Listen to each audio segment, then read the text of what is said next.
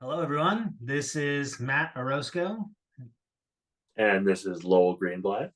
What's going on? This is another episode of Macabre Monthly, which I believe we're on episode 115, I want to say, but I might be one off. Not sure which direction. I don't even know. I've Yeah, I lost don't know. count. I feel like we did one last March, like when it was snowing. Like, I think that was the last time I went to your apartment when you were in New York. Yeah. No. And it's snowing out, but just not in New York, in Ohio. Mm. Yeah, we're supposed to get a little bit of it tomorrow here in Queens, but I mean, not enough for it to be like a pain in the butt, just like enough of a problem to drive in, Yeah. apparently. Where you get the New York Olympics where you have to jump across what you hope isn't the deepest puddle you've never seen at a crosswalk to avoid the ice because you're not sure how deep that ice goes and to what subterranean part of New York you might step. Well, you'll find out. You think you're going to miss that puddle, but you're not going to miss that You will puddle. fuck around and you will find out. It is inevitable. Um, So it well, goes. yeah, so it goes. Well, I don't know if anyone's heard, but a new Scream movie came out. I wasn't even sure there was one coming out. To be no, I'm just kidding. We've been seeing literally. They've been selling merchandise at the movie theater that's not even at the movie theater that will arrive to you 2 weeks later because they are just milking Scream. They're milking Ghostface like the franchise whore that he has become. Um, Up, I'm just saying. And I didn't have to special order it. It was just there. My old AMC, my local AMC, I guess. Like, it's my local watering hole. Anyway, I got it. And I'm like, yeah, I can't machine wash this. I don't know how much I'm going to use it.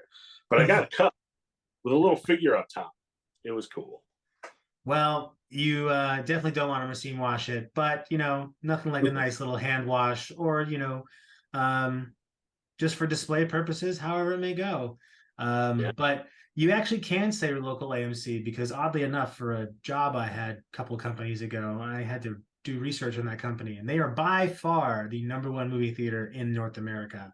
Like, not even close. There is no other chain that even comes near. I think they have like somewhere of like 2 or 3 times the amount the closest competitor of screens. So your neighborhood AMC might as well be your neighborhood Starbucks as far as ubiquity is concerned. But we're not here to talk about the monopoly that is the movie or the duopoly that is the movie franchise theater. They're not paying us, Jack. So, Yeah, they're not paying us to go see those movies. But we did see Scream 6 and we are here to talk about it. And we thought, hey, why not be festive and lean into full theme related listicles? And we did our top five six quels.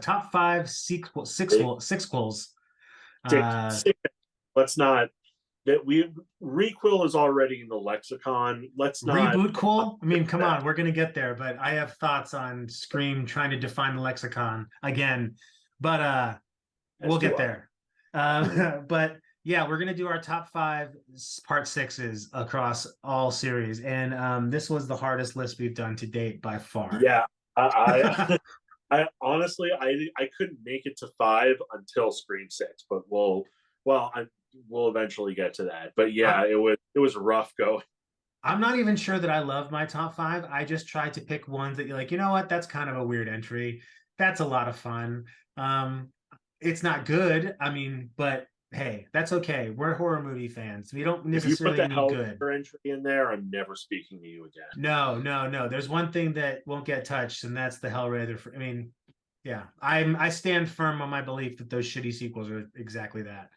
But yeah, Yeah, we're gonna move past. We're not gonna talk about the news today because there's not a whole heck of a lot of news. Everyone's been talking about Stream 6 for so long that now it's finally here. We have nothing else to talk about. So, yeah. Lowell, what have you been watching? That's not Stream Uh, 6. We'll get there. I ventured out and saw Cocaine Bear. Um, Oh, okay. How was it? have you seen it? No. Okay, it's fine. Um, it's it's not quite Snakes on a Plane. No, I'm kidding. It's a lot better than Snakes on a Plane. It's a lot of fun. I mean, It's better than Snakes on a Plane is praise in some circles, of which no, I might no. be circling in. I'm joking. Snakes on a Plane is not a not a good film. Even though, But it's an entertaining one. we all remember how hyped we got for Snakes on a Plane. And when Samuel L. Jackson says it, when he says it, get these goddamn steaks off this motherfucking plane. It's motherfucking snakes off the God damn it plane. But yeah, wow. No, that I know, like we all want to deny it, but there was a hot second where we considered buying that Cobra Starship album. Anyway, no, but that's a deep cut for a very specific crowd. Well, they did the music for God. Now here I am talking about Snakes on a Plane. Anyway, Cocaine Bear was fine, worth a rental, fun with a crowd. Seemed like it was kind of trying to do a little bit too much because you know you have a movie about a cocaine bear, like there's obviously going to be drug dealers because the bear has eaten their cocaine, but it just seemed like it was really busy. Like Elizabeth Banks, who was directing it, she was the director of the film, was just trying to compensate for the really crazy idea by having a lot going on and having roles filled by character actors who are all having the times of their life. I mean, like but imagine you get asked to do like Cocaine Bear and you have just this one bit part that like takes a day to film, right? At most, maybe a couple hours, but you're on set for a day. You're taking it. Yeah. 10 out of 10 times, if you're available, you're taking it. Yeah, no, it's true. And everyone just makes an absolute meal out of their performances in it, including the kids. You can tell they're having fun. Just absolutely ridiculous and bloody. Like really bloody. And the people who've seen it know that there's an ambulance chase in it that's kind of teased in the trailer, which could end up being my favorite scene at the movies this year. Just absolutely ridiculous and chaotic, and yeah, it was great. Definitely sounds like the case of a movie, and the reason I don't think I've seen it, and I'm waiting just to see it on VOD or rent it when it comes out. But that's how we rent things now on VOD, so that's redundant. But is because it did seem like that's a really good idea. I'm not sure how you make that into a movie, but that's a really funny idea. So good to know that the funny idea still works. But definitely check that out when it's as you know, I'm like you are on the leading edge of what's new. I am 2 to 4 weeks behind on average. So I mean, honestly, you're probably saving money in some cases because some of the stuff, I'll be the canary in your coal mine, I guess, but maybe some stuff you don't have to see the first weekend. That's true. But Cocaine Bear, worth your time. Also, I rewatched, and I hadn't seen it in a long time, the original Prom Night from 1980. I just got on a slasher kick because I've been I keep the In Search of Darkness 3 in the background while I'm working from home. It's just fun to have, and it's long enough. Yeah. So I rewatched Prom Night. It's not good overall. Overall, yeah. Honestly, like it feels like it's so overlit sometimes. Like or there's like Vaseline smeared on the lens, but like the daylight scenes are really, really bright and it's kind of distracting. You've got young Jamie Lee Curtis, and it's just kind of a rote slasher, but it's got two great things going for it. Which takes it as far as it can. One is that it's got one of the best slasher chase scenes of all time. It's the character who's like, I think she might be the last victim or one of the last victims, but you see the movie, you know what it is. It's just a great cat and mouse scene in a slasher film, which few and far between these days. Thankfully, they added some in 6 Cream that were not in 5 Cream. So why did I just call it 6 Cream? I told myself I wasn't. I know you did. You were doing so well. You can take that. We can move it back to 0 days without Lowell saying 6 Cream. So mark the sign. And there's a scene where Jamie Lee Curtis looks at the killer through his mask and realizes she knows who the killer is just by the eyes, which I don't think I've ever seen in a slasher before or since. And I'm like, that's actually, it's kind of nice. I like it. Yeah. Might I snippy, offer but a third thing you should enjoy about prom night, in that it has by far one of the shortest soundtracks and LPs, but one of the best disco LPs of all time. There is like yeah, that song that keeps playing, like the prom night, um, disco song. Like that shit is infectious. So it's just an got that extended. going for it. But also, it made me wonder. Like, it's in 1980, so you're still in the disco craze. Like, disco isn't technically dead yet, but like, is it so popular that a suburban high school is going to install a floor with flashing lights? No one's like, if you're having the prom in your school, like, is that the one thing you splurge for? Can you even afford it? Or if you can't, if your school is, if the budget you're dealing with is to not have a big prom at a banquet hall or somewhere schmancy, how can you still spring for like floor lights? That's a lot of work. I don't know. Yeah, it I seems out of couldn't whack.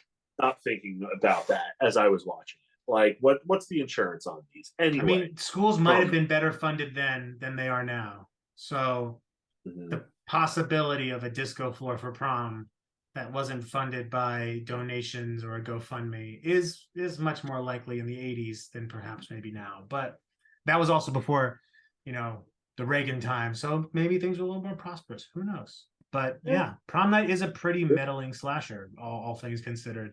I think it just Yeah. has that it just was so early in the cycle that it kind of has this notoriety by association to and proximity. And of course, Jamie Lee Curtis, like she is the through line. This was, I think, was this the second one she did? Did she do this right after Halloween? I don't know Yeah, if I she did think it it between was or if her. there's. Maybe Terror Train came out 81 and this was 80. But I mean, honestly, she could have just filmed them at the same time. I mean, Kind of Terror feels Train like, is a far better slasher yeah. by a long shot, but Mhm. that's not saying a lot compared to And Prom Night. yeah, well, yeah. But speaking of better slasher than both of them is the other film I watched, which is The Burning. Oh The movie yeah, Tom Savini turned down Friday the 13th Part 2 to do. And honestly, I think we're kind of better for it. oh Like, I for know the sure. lore is like, oh, he turned it down to do this, but like, This is this the one's better kind of, timeline. and it is, yeah, it is. And it's man, it is such a slasher.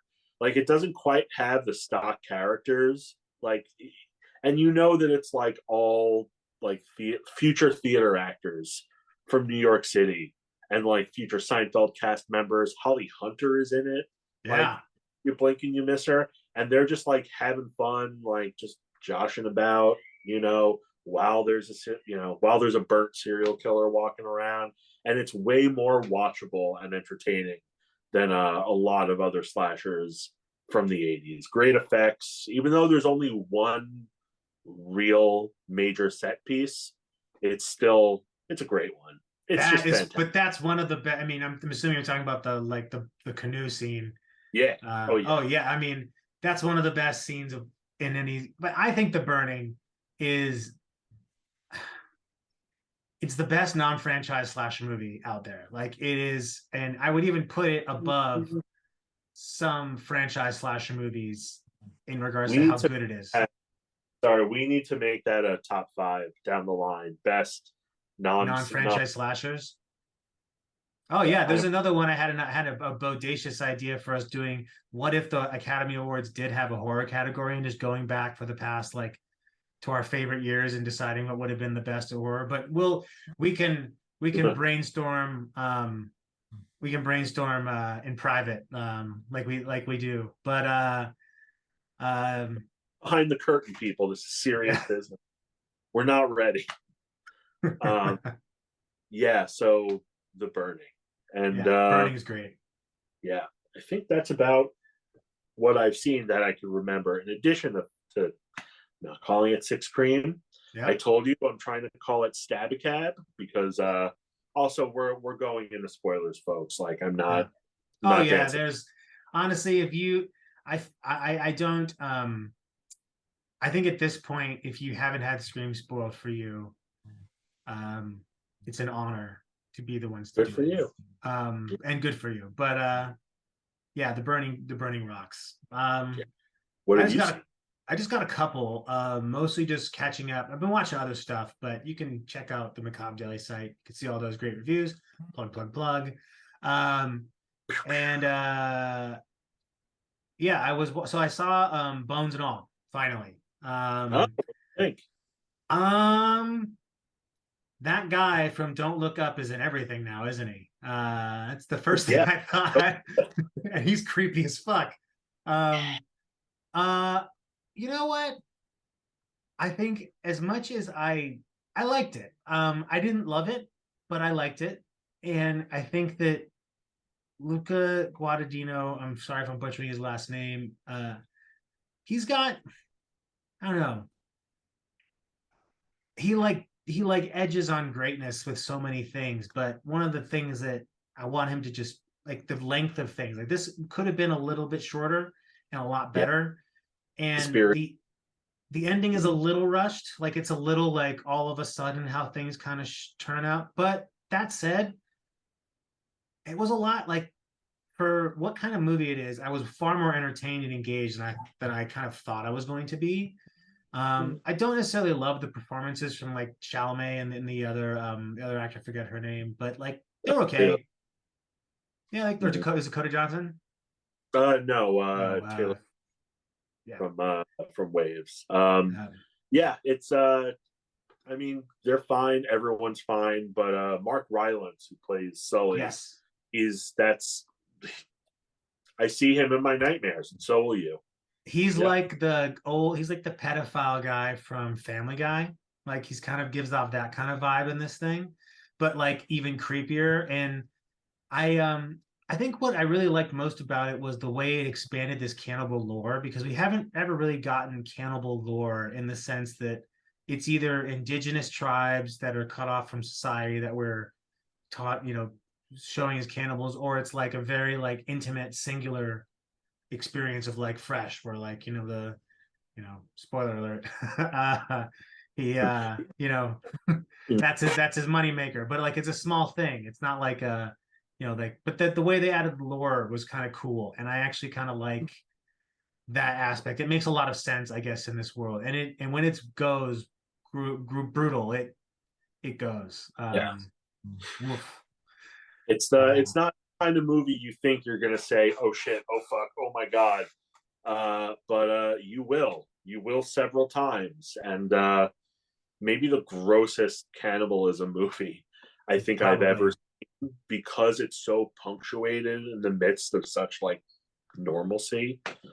Um, yeah, Yeah, the whole I never eat with anybody comment is just kind of like sends shivers. But I saw that one, which I enjoyed, and then Megan. oh I yeah, have um, such a bone to pick with this fucking it's movie. fine. It's I watched the unrated because why am I Yeah, gonna yeah, watch yeah. on unrated? It was fine. I had fun. Not I guess it's not really for me, but like you said before, it is what the Child's Play remake was going for, except this time they nailed it. And oh my god, Allison Williams' character, for someone so incredibly intelligent, you are one of the dumbest horror characters I've ever seen. I don't even want kids, but I'm like, that is not how you bring a child into your house. No, Jesus like Christ. that's kind of the problem. Like you know, I feel like everyone that gave Child's Play 2019 a hard time and loves Megan needs to go back and watch Child's Play 2019 and then watch Megan and then tell me what the difference is besides a slightly better written script, like a slightly better written script in the sense that the characters are slightly more interesting. Um, and that's only because Ronnie Chang's kind of funny. Like he's pretty funny. Without him, the movie would be a much less. And it's not even a bad movie, but it's like if you gave Child's Play 2019 shit and you like this, I feel like there's a hypocrisy to that. And I think Child's Play did some of this even better in the sense that it uses this generative AI concept, which is perfectly timed for this moment. Like there could not be a better time to release a movie like Megan. In fact, it makes me believe that Child's Play 2019 just came too early, just like the best It of should them. have been a Child's Play movie. that's besides the point. But maybe it shouldn't have. And you know what? It should have been what Megan. You know, like if you take parts of both movies, you have a complete whole. But there's still a killer doll movie at the end of it, and there's still only kind of subtle and slightly good. And I guess the problem this has is the same one the Child's Play movie has, is that it just doesn't. It sets rules and then breaks them. Breaks them. It doesn't seem really beholden to trying to actually, like, the whole like trying to having a point and having it be about something gets totally thrown out the window by the end of the movie. And it tries to take a high road emotionally when it's like, no, you don't actually, like, to the point of the character, like Allison Williams' character. Like these are borderline, like, just someone that smart would not make such stupid decisions, because these are plain logic. Like, you don't treat your niece like a fucking lizard that you just inherited from somebody. Like, I don't know. It's just not how people act, and I don't you have even to. like your sister? Like, Yeah. is this the first time you actually met your niece? Was there like something there where you didn't talk? Like, are you processing this at all? Like, Jesus Christ. And I'm just gonna give this untrained AI bot to my niece. Like, there's just it just doesn't, just so much of it doesn't add up, and it is so glossy that it wants you to forget how, like, poorly told this story is. But Mhm. it's nice and slick. It's entertaining enough. And there's a TikTok dance, Matt. It's what And all the that does nothing for me. But I do love that, like, I do think it's really well written in some, like, the parts, like the script is far better than the movie that's presented. And I think if you kind of take away the kind of exploitation, if you maybe, because the movie doesn't know what to do with itself, doesn't know if it wants to be like an actual thoughtful commentary on AI and like the lack of connection that parents have with their children due to technology, or does it want to be a fucking killer doll movie? Because the sad truth is, like, you can do both, but you need to be really fucking good at doing that. I mean, Stanley Kubrick and Steven Spielberg couldn't do it. So, like, I think that's a hard thing to do. It's just like, how do you make a toy, how do you tell an emotional story about an inanimate object? I mean, Short Circuit comes to mind, but Johnny Five is a one in a million thing. So anyway, I'm getting off the point. Suffice to say that bring Johnny Five back, and let's get no more Megans. Even though there's gonna be another Megan, I just don't. It's not a movie I want to rush to see. Like, glad I waited. Will I see Megan 2? Sure. Will I see Megan 3? Sure. Like, maybe, who knows? But I'm coming on Peacock. Make them bloodier. Like, even the unrated didn't have enough for me. But that's the thing that I like. Like, if you want to be, it's, again, if you want to if you want, it's like horror comedies. If you want to be funny and scary at the same time, good luck. It's not easy, but it's possible. But it's really difficult. And the path of least resistance is just wouldn't do one of those really well. So, which is because the director previously did Housebound, which is a great horror comedy. Maybe but one of the best. it's also, like, not a horror movie. Like, it uses horror tropes to kind of tell a mystery story, but it's very well done, and it's fucking hilarious. And it's got, like, it's a good movie, but and that's why you can tell, like, Megan has a wit to it that's really, really well done. But it's just because that wit is just on this really dull blade. You're just like, ugh, like, okay. I want more killer doll in this killer doll movie. Like, for the parts that were there, though, that were good, and also that little girl was annoying as fuck. Like, I did not find her endearing at all. She's fine. I like her in other things, but it is Megan. Yeah, And yeah, Megan just kind of, you're watching it for Megan. She's just a vortex. Yeah. Yes, and just like we are doing a top 5 six sequels list because of this next movie, which is Scream 6. So what did you think? Just like your quick, your one sentence overview of Scream 6. Some qualms, but I liked it. I was surprisingly hyped for this because everyone, first of all, the reviews are like some of the biggest hyperbole. A lot of hyperbole going around, which I thought wasn't quite warranted in terms of what people were talking about. I don't care that it was actually Vancouver, and it doesn't look exactly like New York. It's an urban setting, and it's Happens all better the than time. Manhattan. Yeah, like that's fine. Uh, I and like also spoilers here. Oh yeah, spoilers. I kind of wish that I had a moment where I'm like, and this is a good thing, and I like her, but I was like, why is Courtney Cox back in this? We don't need any of the original Scream people in this again. Like, you can't, even if like they worked out Nev Campbell's contract and paid her to come back, I have no idea what she would do in this because it's not her story. It's Sam and Tara's story. Michelle Barrera, Melissa Barrera, excuse me, and Jenna Ortega, and it's great, and they carry it, and you want to see where it's going to go. I thought it had some really neat surprises. I loved that the motive is back to a personal motive as opposed to like we're crazy fans or we're doing it for fame. You know, like that's something I felt the last few entries lacked a little bit.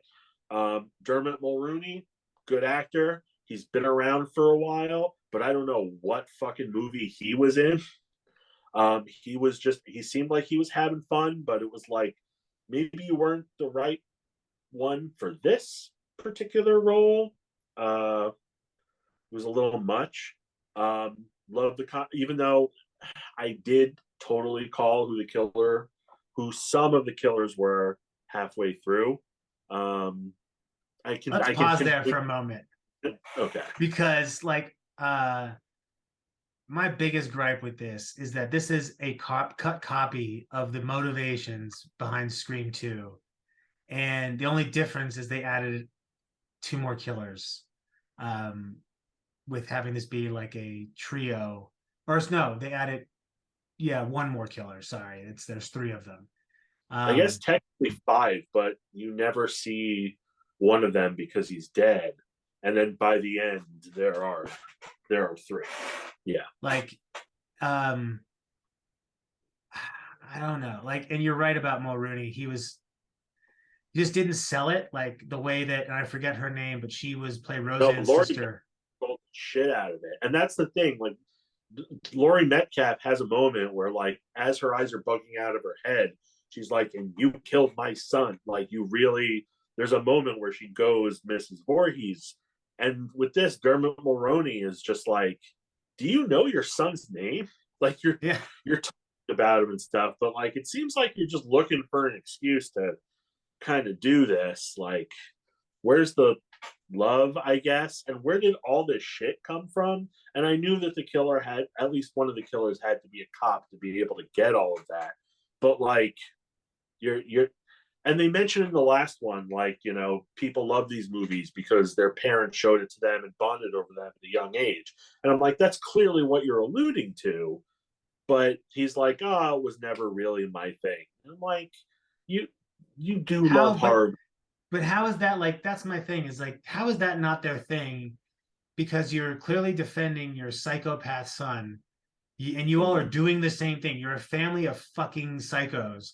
How is it that like that's the thing that makes him weird? It's like, oh, we supported his weird horror movie habit, but we kill people together. Like there's just so much that it asks you to buy about the way like the motivations for this that like go so like we're supposed to immediately assume that these people that present themselves as clear-headed and rational are now like defending their family member simply because they Oh love their no, brother.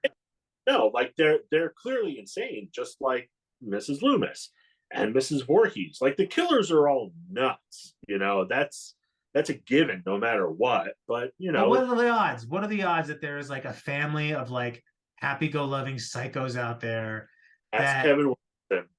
Wait, yeah, have have I what?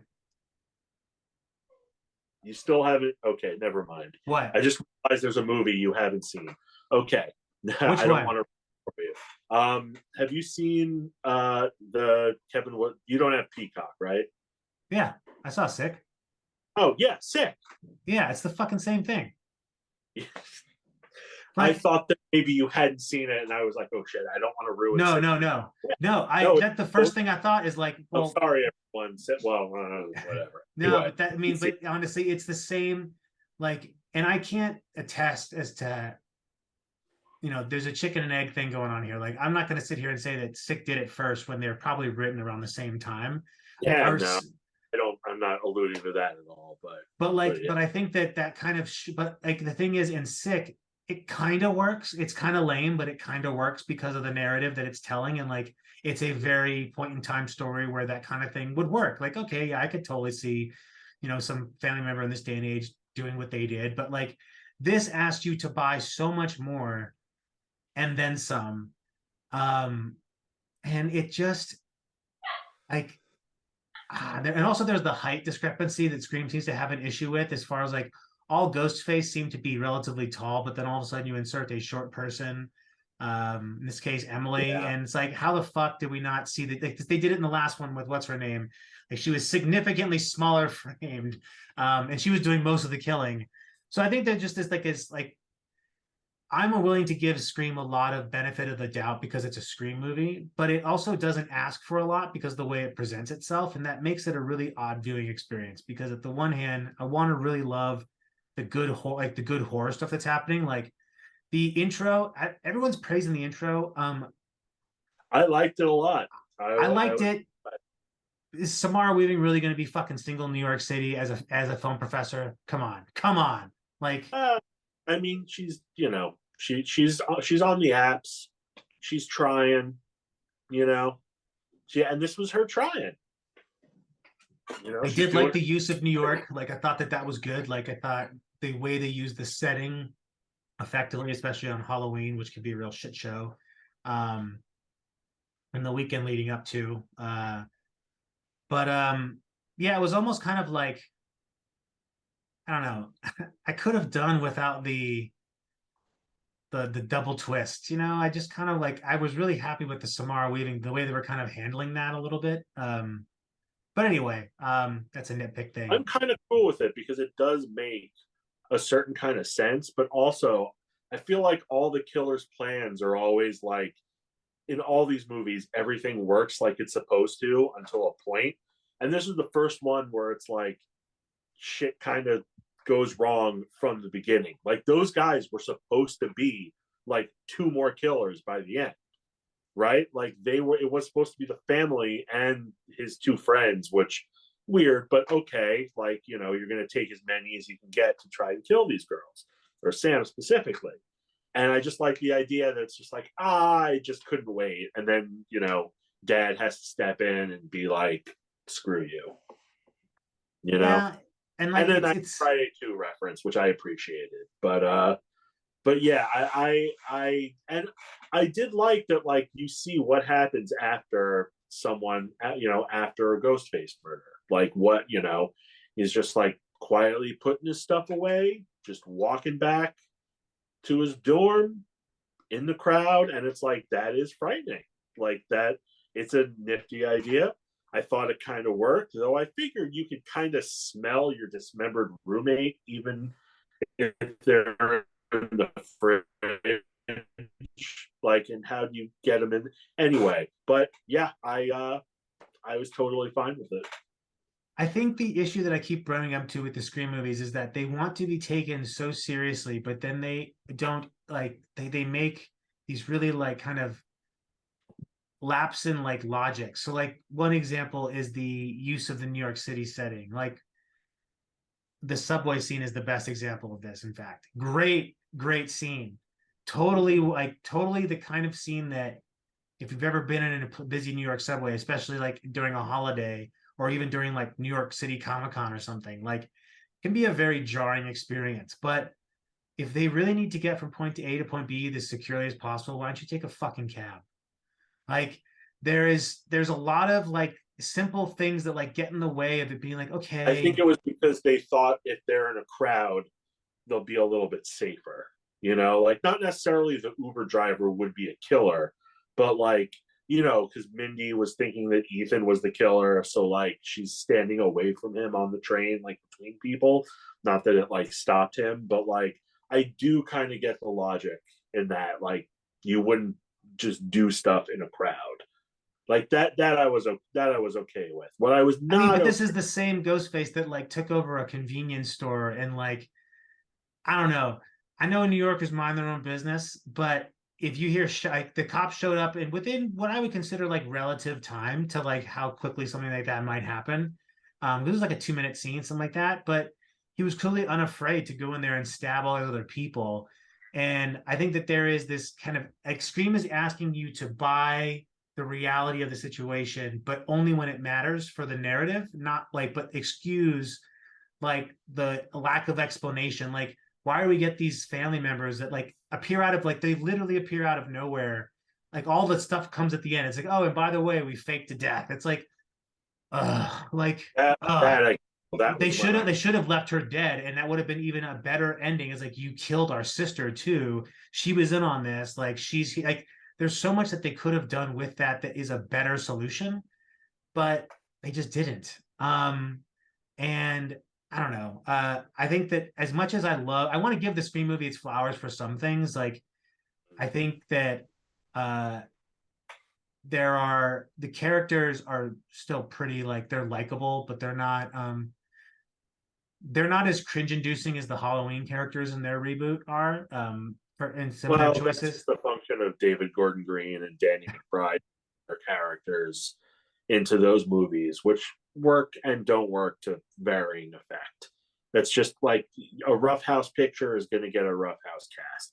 That's just how that is. But yeah, I like the cast, but like you could have killed some of them, which I Yeah, can't believe I'm saying, but like it's a Scream tradition. Like you have to, you know, survivors die, but also how many people in this movie get stabbed in like vital organs multiple times and live? Get the fuck out of here. I'm sorry. And I'm like, okay, yay, you guys get to be a couple in the next movie. The Randy, Mindy didn't die, but like, come on. Like, yeah, you're dead. your dad's a cop. Like, he tells you how to kill people. Fuck. You know what I mean? Um, But there is a like that's what I'm kind of alluding to with this, like, is that there's so much about the movie that wants you to give it so much credit for being so clever when it misses these very obvious, like it's kind of like something handed in his paper they're really proud of that's completely misspelled. Like it's like, yeah, you made a really good point, but like you've also misspelled a bunch of words. So like the point you're making gets lost because of the way it's delivered. And I think that the things that it did really well were like the gore. Like the gore is so like it is a noticeably more violent and brutal as it should be. The part like there is some really really good set pieces in here that are genuinely fun. Like the convenience store scene is one of the best fucking scenes in any Scream movie. Like that is yeah. so much fun. And the ladder scene from Judgment Night. Like, Yes, like it's all in there, and like there's so much in there that is really well done. But in between it, it's like that's the problem with the last Scream film too. It's like in between some of the set pieces, everything else kind of sucked. And that's kind of what's going on here is that like I don't necessarily, first of all, this rumor thing about forgetting her name. Fuck, what's F. uh Campbell. yeah, no. The what's the Melissa Barra's name? Her character's name. Sam. Sam. I'm terrible with fucking names, so this is no surprise. But like Sam, like I just have a hard time believing that the Richie apologist community is that great that they can, and I like that thread, but it's like they almost overdo it. It's like, okay, she's getting like called out all left, right, and center. It's like, Well, that's because it was a plan. Like, it's part of the conspiracy to ruin her reputation. Like, that's part of like the families. They're like, they're doing the Steve Bannon. They're flooding the zone with shit. You know. and again, it's like what it's like I get these like I get but they explain it all at the end and like you're just like, oh, okay, cool. Like I think one of the one things that this Scream film doesn't do as much of that others have is if you, and I'll have to go back and at some point rewatch it, but I'm in no rush, is like if you can think back to the other films you can kind of piece together, okay, this is when I started to realize what was going on a little bit, but there's a clear point in the middle of this movie where you kind of know who the killer is. And the rest of it, you're like just waiting for them to tell you that you're right. And then eventually when they do, you're like, oh, I'm right. And you're like, oh, Yeah. I didn't need the rest of that. Like, And that's the and. He's the and. Okay. yeah, like these are the ands, and like, okay, well, shit. And then the whole like just it just doesn't add up. Like, and then it's like, oh well, I'm part of the disinformation campaign. Like they all, it's like they're all the Captain Planet of like ruining their lives. It's like I do disinformation, and like I'm the friend that stabs you, and like I'm the dad who's a cop. You know, it's like so. I just they didn't earn that level of complexity, and it would have been so much simpler if they just straight up copied Scream 2 without trying to just do Scream 2 but add a little cream to it. Because the stuff that is good in there, like it's good. It's really they Yeah, clearly know how to make a fucking horror movie. I do sound like I'm going off, but I did enjoy this film. It's Yeah, just yeah. like, the nitpicks just kind of stay with you. I'm a But negative influence. yeah, no, I mean, I should look at stuff a little bit more critically. But yeah, you can kind of tell, like, when, everyone's coming back at the end, and it's like, oh, 2+ people didn't die. All right, And the red cool. herring Oh, with like Kirby, I talked. The what? like the red herring they threw at the end with Kirby, it's like that was unnecessary. Like there's no reason that information. I thought she was. Remember, I thought she was You're going the to first be. person I thought of, by the way, when that happened. I was like, if he's fucking right, I'm buying him a beer. Like, but I knew you weren't Yeah, because, like, even at that point, I was like, there's no way. Because, like, the number one reason Hayden Panettiere is like 5'2". There's no fucking way that she's Ghostface. She's killing anybody. So the only kind I of mean, Emma Roberts is probably shorter. Like, but all right, we're getting that a doesn't. cat visitor. Like, Uh, hello. but Um, yeah, she hated yeah, Scream 6 too. yeah, but it's funny. I just read an interview on Variety with Radio Silence and some of the other producers. They were talking about, like, we always knew who was the ghost face in what scene. And they're like, yeah, people gave us shit about, the girl killing Dewey in Scream 5. And we just leaned into that. Like, it was the daughter who attacked Courtney Cox in her apartment. They're like, screw it. She took down the muscular boyfriend whose name I don't even think we know. Like, I think this might be the first Scream where I'm like, they're killing people who either don't have lines or we have no idea who they are. I This is could kind of be. like the no rules, like you know when they're part of their marketing campaign. It's like New York, no rules, or new rules, whatever. But it's New York also, rules. There are no rules. The rules, oh, it's a franchise. Like, I guess you can kind of do something with that, but then it's just another sequel. I mean, It's I like what think that Scream 3. Is it, if it's another sequel, same rules apply. Moving on. the one thing I must roast this movie for that it is a habitual offender of is constantly being the source of the most cringy meta comments about the film community that are like kind of like they're like funny enoughly accurate, except you're all these are also the characters you want us to care about. These are the same people you're asking us to make fun of. And like all of a sudden everyone's a horror movie fucking expert in these movies now. Like it just there is a lot that this is asking you to buy about the ubiquity of like the horror community and about like and then the reboot calls there's no rules, like they're trying to establish, like they're almost trying to establish a framework of the framework that's set up to make fun of that the movie's intended to lampoon originally. And I think it's getting, and Scream wants us to believe that this world of stab exists so profusely, but yet no one is studying the repeat serial killer for the same killer over and over again for decades. Like the Yeah, Screams, there's just so and much about it, the world, that could be explored further if they want it to be real, or they could just go full on exploitative slash movie like The Burning, and these could be the most fun slash movies of all time that have Hollywood dollars behind them. but they're not going to do that. But, like, I bought the fact that, like, Billy's mom comes out of nowhere in Scream 2. Yeah, He had a makeover, but it's like, you're not gonna, like, Gail wrote okay, first of all, fucking Gail just writing the book anyway. Come on. And I get it, like, it's her character. She but ultimately it's cannot help it. but That it's that not that is though. a human being. She can't help it. But still, it was like, oh, you wrote the fucking book anyway. Well, if you wrote the book, shouldn't you know more about the killers and their family members? Like, how do you not know that, like, his father was on record as a cop? You can look up cops. What the hell? There's and that's and like and that the I problem like with, the movie, by the way. Like, but despite all of this, I'm just, yeah. and you can enjoy like there you I am a firm believer that you can be critical of something and still enjoy it. And at the same, and while I did not love this entry, I didn't hate it, but it was one of the first times I was actually bored in the movie. Like I was actually and I seldom check the time in a movie theater because it's obnoxious, but I was like, this is, I think it was around the Courtney Cox death scene. And I was like, you know what? Non-death I scene. You know she didn't die, right? oh yeah, yeah, that's right. They allude Like, to that. I just wish they did. Like, don't pull the punch. Like, even fucking the new Star Wars trilogy, say what you will, but like, they killed them off.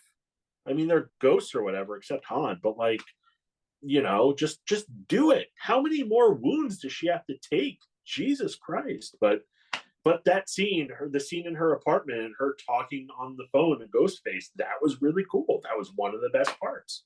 And that's the thing. It's like there's these great set pieces nestled between this just absurd and silly like movie that's like, it's almost like it's again trying to blind you with this shiny stuff in between, when what's really distracting you from is like, this is a pretty badly written movie. Like, it's a pretty good bad written movie. Like, it's the best of the worst written movies. Like, it's, it's top of the last class, but it's also got some really entertaining stuff in it.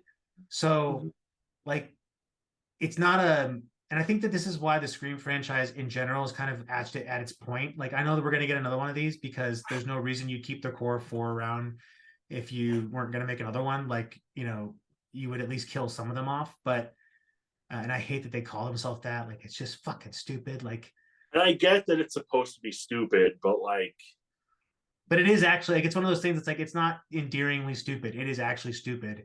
And making yeah, people say it because that's how it's referred to in the movie, it makes them hate it more. But that's just my personal bugaboo. yeah. But like, the Scream franchise is at a point where it's not doing anything new.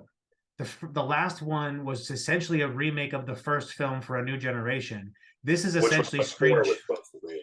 Yeah. Yeah, and this is essentially Scream 2 for the new generation, for the culture. So like, I just don't like, does that mean they're gonna make like a movie about the I movies about the swear, movies? if Scream 7 is them going after influencers, fuck off. Like, but that's where we're Yeah. at. Like, we're at like, in Scream in Space is the only next option at this point, because there is a reason why slasher films, as we will come to find out very soon in our list, like there's a reason why, like, there's most of them, it's so hard to find entries in later entries that are actually good, let alone ones that aren't. I mean, hell, I don't know about you, one of mine is a reboot.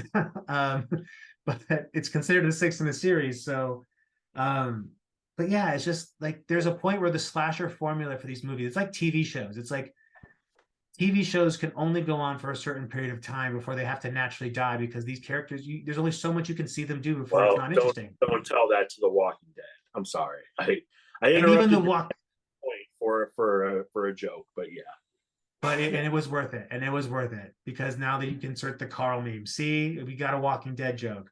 But it was, but yeah, it's just, it's not it's the Netflixification of the franchise, where it's just going to extend it for these silly reasons, but they're going to give you these like little awesomeness in between. That's going to be like, oh well, at least they made it gorier. It's like, let's just maybe expect them to make like a genuinely good movie about, like, because at this point it's going to be a trilogy, right?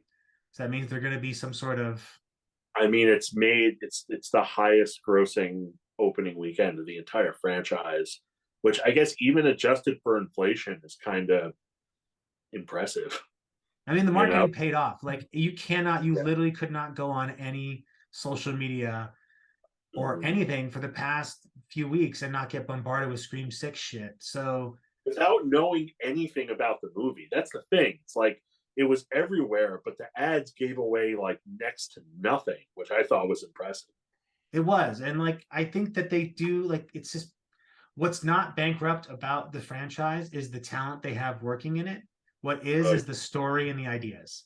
And so if you take all these good ideas, these, like, again, make it not a Scream movie, make this something else, and all of a sudden you don't get judged with the same, with the same rubric. Like you get judged in a different level because you can hit those story beats. Like, there is a great slasher story to be made about the family that kills, well, this again, Sick did it, but like I guess so much of this is quite derivative that it's almost, Sick is so recent that it makes what it's done in Scream 6 almost feel either intentionally ignorant or the most happenstance of circumstances of all time. Like, and given Kevin Williamson's closeness to like the Scream franchise, maybe someone saw an early version of Sick and was like, that's a pretty good cop out. I mean, I think they were made around the same time, but I mean, they still talk to each other. So I'm sure it's like, oh, I'm having peanut butter. Oh, I'm having chocolate. Let me get some chocolate in your peanut butter. That kind of thing. But I will say I have, I guess maybe a mini wish list or an idea of what Scream 7 could be that I kind of mentioned to you. I think it should be, if it's going to cover anything, it should cover final chapters of films, even quote unquote final chapters. I think it should be the last, at least for this group of people. Here's the only way they end the Scream franchise. Someone in that group is the killer. But even that doesn't make logical sense. But I don't know. Maybe nothing in the Scream universe makes logical sense anymore. A family that no one has identified, a family that no one knew that's what Richie's dad looked like. You make a very good point that I haven't thought about. No one knew what Richie's dad or family looked like. Sure, I'm not the only one who thought of that, but no, you're yeah, I mean, he's a cop and he can erase things and stuff like that. But but he's not like Jason Bourne. Anyway, I like a final like a Scream movie about final chapters and what that means. And I would take it out of Woodsboro, out of New York, and I would model it sort of after like Texas Chainsaw Massacre or The Hills Have Eyes. Not necessarily the cannibal aspect, but like have them go to a place they've never been before and they're terrorized by ghost faces. I don't know how it would work, but like we've introduced the mother of the killer, the family of the killer. It's like circling back to like, Texas Chainsaw Massacre. So I think like maybe having another family or another something, or skewer like the final chapters and home invasion, sort of mix that together. I don't know. I'm kind of rambling, but I'm calling it now. It's going to be two true crime podcasters who are trying to make their next true crime podcast that have donned the Scream attire and have followed the core four on vacation to a wooden Camp Crystal Lake type of scenery location that it's going to be very heavily aping on the final chapter, Friday the 13th Part 4, where we're going to essentially have them like flipping the script and they're going to catch Ghostface, but it's actually going to be these true crime podcasters who are just trying to make themselves famous, just like Scream 4. It's going to happen. 18 a little bit. Well, we'll see. I still trust Radio Silence. Like I said, I liked it. I did like Scream 6, but all right, put it out of 5, or at your rating out of 5. What do you give it, and then where do you place it in regard to the broader franchise? Upon my first viewing, I give it 3. That could 3 out of 5. It could go up or down. My ranking is 1, 2, 5, 6, 4, 3. Okay. This is a 2. This is a 2.5 for me. Pretty firm 2.5. And as far as ordering, I think mine are 1, 2, 4, 3. No, 1, 2, 4, 5, 3, and 6. No, wow. Switch 6. Switch 6 with 3. Switch 6 with 3. Okay, that's better. Well, I really think that the things that work so well in this are, if you take them like out, it's probably like 20-30 minutes max of the movie, but it's still a 2-hour movie. So that means you have a 90-minute movie in here that's like generally uninteresting, but there's very well placed violence in between, just like the last one from Scream 5, like very well placed violence. The pacing is pretty good. Like this one isn't as well paced, I think, as the last one, but it is but the level of violence and the brutality is higher, so it makes those scenes feel much more visceral than the previous ones. But yeah, that's Yeah. No, I rewatched Scream 4 last week to kind of prep, and not it some things are really good, but most of it is just kind of sucks that that's Wes Craven's last movie, like his last directorial effort. For me, I know it has its fans, but I'm just like, it's not bad. It's just like, this is underwhelming. But if yeah, you like it, yeah, it's not like, I think what I like about it is that I like the shots that it takes. Like I like that Wes really was again thinking ahead of everybody else in regards to oh yeah, thematic like elements, and I think I give that a lot of credibility because I think time will be kinder to it because of that, and has been. Whereas the almost overt meta-ness of the new Scream movies will mean that they will likely not be relevant in the way in which our kind of culture churns through things at a much faster rate than it ever does. The likelihood of nostalgia for these particular series of films seems much more reduced by the fact that they are so heavily reliant on nostalgia from everything else.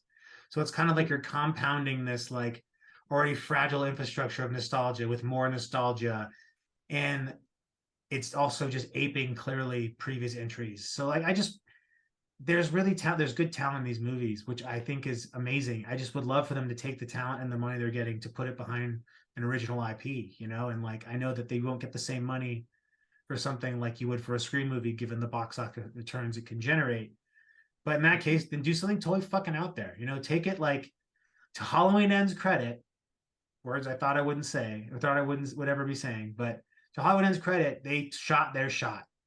And you they could did. clearly tell that the only changes they made to the film were the back half, not the first half, because they probably cut out a lot of stuff that would have made the front half look feel much more germane to the back half. But the back half stuff feels like it's in a totally different movie. But it shot its shot, and it did it unapologetically. And I think that the Scream franchise is at that point where it just needs to like do something really bold to change things up, because put it in New York and open it up with saying I don't give a fuck about movies is not like, that's not going to blow my mind anymore. But the world's not to impress me, so here we are. But on to that note, we have the best five sixth entries in a series, the six-quels.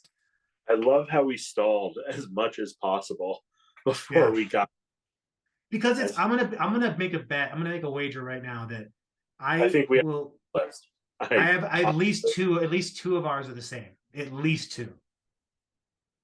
Yes, At yes. least. Okay. All right, You want because to go? and there's I actually have six on here, but I'm going to take one off because I actually only put it on there because I thought I it's like an edgy thing to put Halloween 6 on here, but I'm taking it off. I don't like it. Yeah. I'm like, maybe the producers cut. No, no, No, neither but if one. you take I, parts of both of those movies and put them together, you have a pretty solid Halloween movie. But that yeah, just isn't. That's that's not the world we live in. that's true. They are watchable at the Yes. very least. But All right. not. What's first on your list? So my number five is actually the horror movie that got me into horror movies, and movies in general. I mentioned it to you before. I love it so much. I know it's not a good movie, but I can't look at it objectively because it brings me such joy. And I can tell people like already getting things to throw at me. Freddy's Dead, The Final Nightmare. I will shield you from the tomatoes because I stand this movie quite heavily. It's number two on my list. Really? So yeah, I'm surprised here what the rest of your higher ups are that you put this one on the bottom, because this to me is like, It's shame. It's just shame. But you put it on right now, and I will watch it. but it's so much fun. Like it's not a good it's not a good nightmare movie, but it is a really good. But if you look at the franchises that have made it to six or more films, of those, if you skim that cream, Mhm. this movie certainly rises to the top. Yeah. I just the idea that he spends the whole franchise killing the children of the people who killed him, and then he's revealed to be a parent, it's just beautiful poetic justice. That's a retcon I actually do kind of like, even though it doesn't make me sympathize with him at all. But yeah, Freddy's Dead, The Final Nightmare. Ah, fuck yeah, I'm gonna watch it after I get off. Yeah, it's not like it's I haven't watched the Nightmare sequels actually in some time, so I need to go back and do that. But Oh, you should. I feel like I've seen them so many times.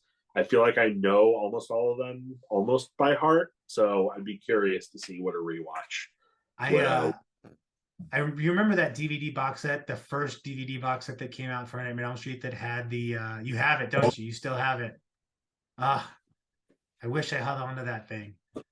I have the Blu-rays, but I still have this, and I have it with the booklets and everything, and like the 3D glasses. The booklets, the 3D glasses, and autographs. Mark Patton, some of the Dream Warriors. Yeah, where is? See the 3D glasses were. There we go. Glasses. Yep. It's even though I have the Blu-rays and I am still lighting a candle every night for the 4Ks. God damn it! Come on, Scream Factory. I know you can do it. I'm never getting rid of that box set because it's awesome. Yeah, I remember fondly the sixth entry because I was so excited to watch that film with 3D glasses because I was too young to see it in a theater. The 3D sucks in it, but that's to be expected at the time. But I don't know. This movie is just, it's like the redheaded stepchild of the franchise, but in the best way possible. Like it is goofy and weird. It's got some truly odd cameos. It has one of the more interesting like death sequences where he's like smoking weed and then he's playing these like then he gets sucked into the TV and it's kind of like that Heffalumps and Woozles from Winnie the Pooh, and I don't know, it's just a fucking weird one. So that's my number 2. But my number 5 on this list is one I just watched today for the first time to try and add to my list, and Scream 6. Huh? Scream 6. No, it's not. There's no Scream 6 on my list, but it's Amityville 1992. It's about time. Does that? I don't know the if I sixth in a series. Throw a flag, but like, okay, but I mean, it's like the Children of the Corn movies. They're not really okay. 6 in the series. Hey, listen, with the Scream 6. Or well, Scream 6 is the only of the ones that made it to a 6th entry that has a continuous storyline, whereas every other franchise has by this point splintered in some way. But okay, I mean, like, because Friday the 13th they killed Jason in 4, and then 5 it's Roy, and then 6 it's back to Jason. But he's now zombie Jason, a little goofier. Puppet Master by 6 they already reinvented the storyline twice. That's true. Yeah, and 1992 does have some delightful early 90s deaths and gore. So, hands down, the duck on a mailbox death is something I will never forget. It's not a good movie, like at all. Like, I would not recommend it to anyone. As someone asked me, like, "Hey, what's a really good horror movie about haunted clocks?" I still wouldn't recommend this one.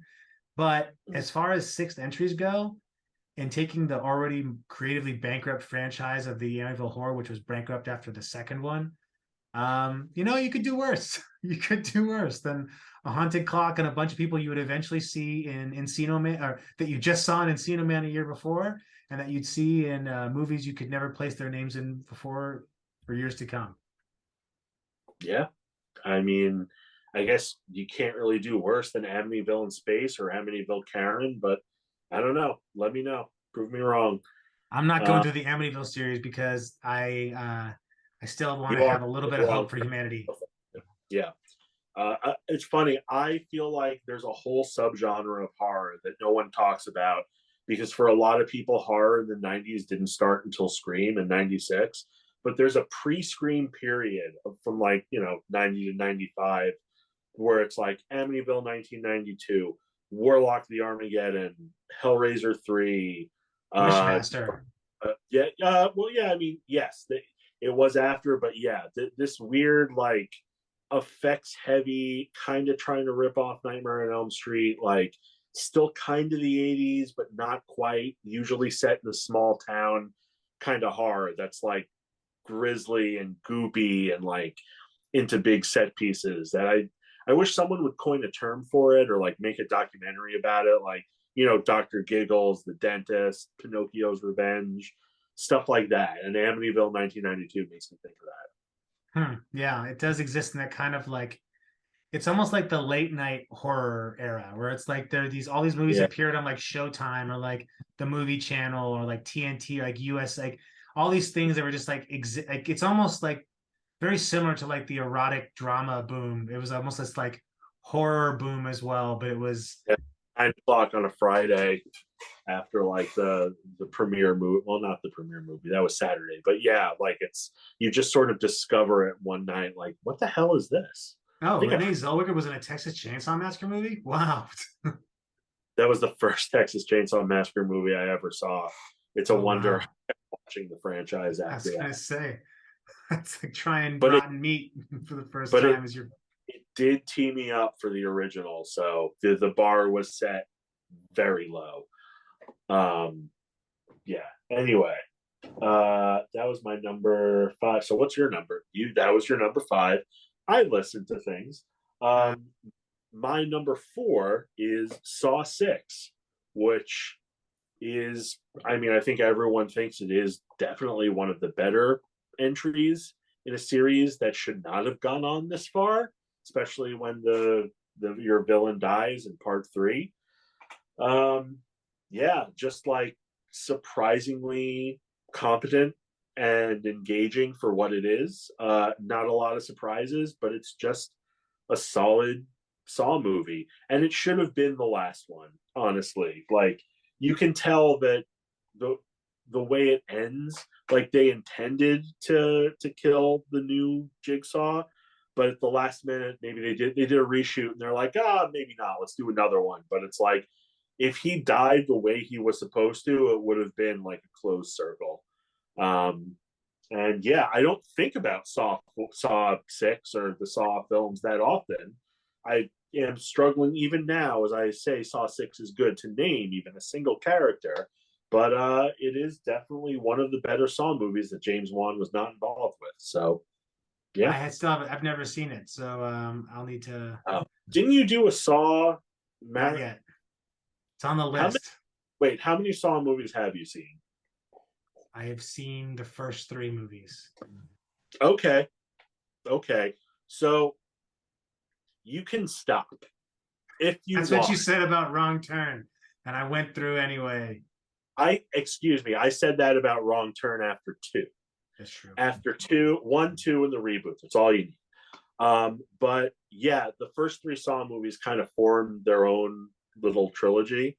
And then after that, it does some interesting things with time, but I mean, it is pretty much the same movie over and over again. But if you do decide to go down that line, I'm curious as to what you'd think. But if I only saw the first 3 Saw movies, I would think I had a somewhat decent horror trilogy there. Yeah, I mean, I was never a big fan of the Saw movies at a. I don't know. For some reason, I didn't buy the premise very early on. I'm like, yeah, no one cares that much about this. You know, like I just didn't buy the whole "this guy's dead the whole time" thing now. But I also felt like that put a bad taste in my mouth for the rest of them. So I've slowly watched them, and I do think they get a little better. Like they have gotten a little better. Like 2 is a little better than 1, and I think 3 was probably the best one of them all that I've seen. Yeah. But yeah, I mean, I will check it out at some point. As far as my number 4, again, bending the rules slightly, it's Silent Night, which is the 6th film in the Silent Night You franchise. really didn't want to do this. On the Wikipedia page, it lists Silent Night as part of the Silent Night Deadly Night franchise. I'm using my one-sided source. And it's only because this is actually pretty good. Like it's as nasty as the first one, but in a very different way. Like pretty sure, if I remember correctly, there's a dick getting cut off, which has now become kind of apropos for almost any horror movie. Great wood chipper murder. Yeah. But yeah, it's not the world, it's not the most, thought-provoking film, but it's sufficiently nasty and cruel and mean, and you could do worse. You could do worse. So Silent, that's the 2012 Silent Light, because I think there was another attempted reboot of that franchise. No, I think there was a weird black comedy called Silent Night that came out like a year or Oh two ago, yeah, but it had nothing to do. It's like a British apocalyptic drama, dark comedy thing, but yeah, it just yeah, had the same title. But yeah. Well, but yes, I am. I am just like any sort of good lawyer. I'm going to stretch the rule, um, to fit my case. But I promise fine. the rest of these are franchises. I promise the rest of these are big franchises. Okay. I think we're gonna have the same number one, I would imagine. But until we get there, I've talked about my number three before, as we both have, I'm sure at some point, Curse of Chucky, Oh yeah, which is also kind of a tonal my number reboot for three. this. Yeah, yeah. It's just It's pretty you know, fucking good. yeah, Like especially for like a not a direct to video, but a direct to back to VOD movie. sci-fi. I think it Yeah, was.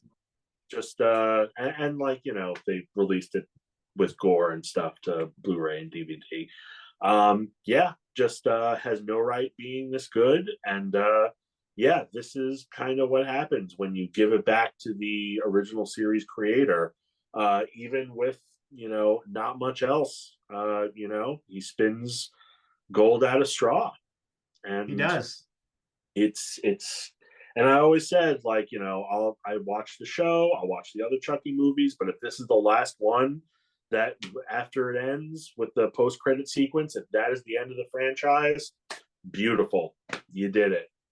But yeah, just who knew you could turn a killer doll movie into like a gothic horror kind of, well, okay, Dead Silence, but And I think Dolls has a bit of that as well. yeah, it's got some gothicness, but I think More this is better. aesthetically gothic, but this has much more of that old dark house kind of something's afoot, but who done it kind of vibe to it. And I think it's the first Child's Play film since like the first one where there's a genuine kind of mystery to it a little bit. Like even though the audience is always kind of in on it, the characters aren't always. And like the second and the third one, second one's far more believable than the third one. The third one's just kind of an exercise and like, oh, let's put Chucky in a really fucking weird place, and like this is like Thing with Chucky at that point. You're just waiting for him to show up. But here it's like, wait a minute, he doesn't have the scars anymore. Like he doesn't appear to be doing anything, but he's got to be doing some killing. Like what's happening? But it does sort of string you along and keeps you guessing. and this redesign at first I did not like when you see the cover art for Curse of Chucky, it's not, and like I remember seeing it with fresh eyes, like, oh, that's not my Chucky, but you get over that pretty fast. Like it was surprising actually how little that mattered the more the movie went on. Probably would have fixed the hair a little bit, would have done something a little different there, but listen, I don't make toys, so I don't know, I don't know how difficult or easy it is to get the hair right. But yeah, Curse of Chucky is pretty solid, and definitely it's signaled a kind of reinvention of the series for Mancini, because now he's created the whole Chuckyverse, which is far more well connected than it has any right being. Like, Or far better than it has any right being. yeah, it's defied a lot of odds. It's kind of like me in high school. Like it's surprising it made it, and there was a lot of people that weren't sure that it would, but we're glad Speaking it of did. speaking of us in high school, Sing the Sorrow just turned 20, and I turn into dust and fly away. Oh yes, the I say Nephilim. that. Here we go. I mean, there's even though yeah, that was the first, that was the beginning of that was the last great AFI album. Um I like burials, but I'm not. I say that like I'm a connoisseur of them, but every once in a while they surprise me. But yeah, I think it might be their best. yeah. I Well, my number two was Freddy's Dead. So what's your number two? Scream 6. Dream Six. Yeah, Okay. it made it on there. Which I've already talked to death. So Yeah. I uh know we could say at the same time, but I'm pretty sure it's going to be it. But it's yeah. Jason For me, Lives. yeah, I was gonna do a countdown for Oh austerity. shit! Yes, Jason Lives. It's just, yeah. This is the best sixth film in any franchise and ever will be. I'm quite. It's very difficult to make something that this because it almost exists uniquely on its own in comparison to every other film in the franchise because it's the only one that doesn't, except for Jason X, doesn't take itself seriously. And Jason Goes to Hell to some extent. But leave Yeah. Jason Goes to Hell alone. We're leaving this out of it. Yeah. No, I mean, and it's funny because watching it as a kid, when you watch horror films like on TV on like Channel 11 or like your local station, you're kind of at the mercy of whatever they show. So like, I didn't watch any of them in order really. So when I finally saw 6, on Channel 11 edited for TV, I didn't have the context of like, all right, it was like, it was a popular franchise, and then they shat the bed with 5, and it's an imposter. And this is his big comeback. This is a big deal. It was just like another fun Jason movie for me. But I mean, definitely getting that context later sort of helped in my appreciation of it. But really, it's the best made, I think, of all of them. And I don't know if it's my favorite of the franchise. I mean, No, 2, it 4, used and to 6 be. 2, 4, and 6 are always fighting over my affection, but it is definitely like the best made, the funniest. Everyone seems game. Everyone's like down to make it funny. Great kills, well directed by Tom McLaughlin, and yeah, it's the whole package. Yeah, I remember this one fondly because it used to be my favorite Friday film. Over the years, I've come to find that like 3 and 4 are like right dead next to each other. Um, 2, but 3 and 4. I mean two's in the top to the top five, like, but I think three to me is like the mask the hockey mask is so iconic, and that makes its debut in 3. Also, I just love some of like the kills in 3. I think they're a lot of fun, even if they're not in 3D. They are kind of Yeah, wacky. And then 4 is just, I mean, 4 is a really great ending to Jason's story. Like the whole I mean, what's the Corey Feldman's name? Tommy Jarvis. Yeah, Tommy Jarvis. Which then you get in like part 6. But part 6 is just it's the parts that are funny. Like most of the time when a slash movie tries to kind of have its cake and eat it too with comedy, it can often not do like it tends up being like not as good in the horror side. But the subtlety of the comedy here works so well. Like the smiley face kill. Like it's just so stupid, but you're just kind of like, arm, like he's just looking at the arm, like, yeah. and it is like, it's just, it's one of the easier from a plot standpoint. It has one of the more like, okay, this one actually has a plot. Like Jason's, this Tommy's trying to kill Jason. That's the whole point. Like there isn't just oh, we're trying to find the killer the whole time. Jason debut of zombie Jason, which is becomes the look for the rest of the series. Yeah, and CJ Graham plays a pretty good fucking Jason. He's I thought about this, and I don't think there are any bad Jasons. Like, I know everyone sort of has their favorite, but like everyone who has played Jason embodies him like pretty well. at the stage at which they played them, absolutely. Like I think Kane Hodder works perfectly well for a kind of zombie, like a zombied out hulking Waterlogged, Jason bloated, who yeah. like breathes heavy and's got like his shoulders go up when he breathes, like that kind of shit. Like, but yeah, Jason Lives is just a lot of fun, and it is if you can make a franchise up to 6 films and it's as good as Jason Lives, that's a pretty big fucking accomplishment. And this list proves that between the two of us, we couldn't find one that is better than Jason Lives. So that means that the mantle or the title belt is still available to be taken. But that's our best 6 top 5 6quels. We did I it, don't like and we saying it. never have to do it again. Yeah, I know. It's like going any higher actually in the number of films in a franchise might have ended in complete insanity. Tears, So just tears. Yeah. yeah, absolute torture. But I think I don't know if we have any more horror releases coming up in the next month or so, but I'm sure it's going to be the summer of horror. It seems we've got I mean, I can't remember the trailers. Yeah, Six, but there's quite a few. Renfield, and I know there's a bunch of There's stuff a coming bunch. out. Evil Dead. Oh yeah, of course. Which you know what? I saw the trailer during Scream 6, hadn't seen the trailer yet. Doesn't look bad. I'm not getting excited because I think it's premature, but who knows? Hopeful. Yeah. We're getting a new VHS. I don't know when, maybe in October, but yeah, just And Maxine at some point. is that 2023? Did they Oh yeah, confirm? I think Okay. so. I don't know what that's going to be, but I'm curious. Yeah, I'm on, baby. Yeah. I'm all in. Well, Yeah.